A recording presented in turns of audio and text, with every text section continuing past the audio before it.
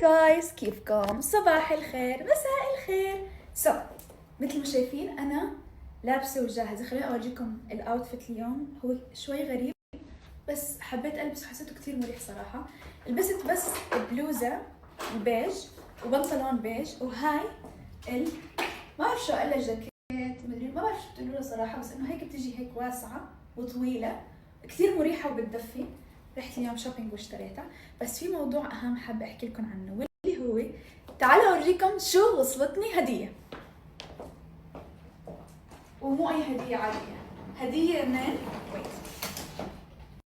ويت لازم افهمك. الهديه من ميني كوبر، من الفاميلي الجديده اللي فت عليها اللي هي ميني كوبر.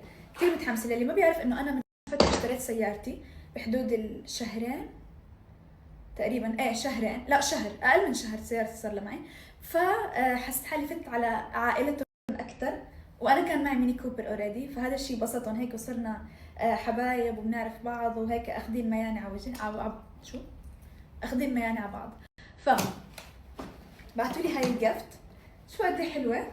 فتعالوا نشوف شو في جواتها مع بعض. اوكي شوفوا لي اول شيء الورد قد ايه حلو واو. ف صار لي يومين ماسكه حالي ما بدي اشيل الوردات بس مشان افتحها معكم.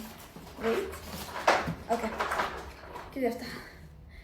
تعال اوكي حفتحها وارجعلكم.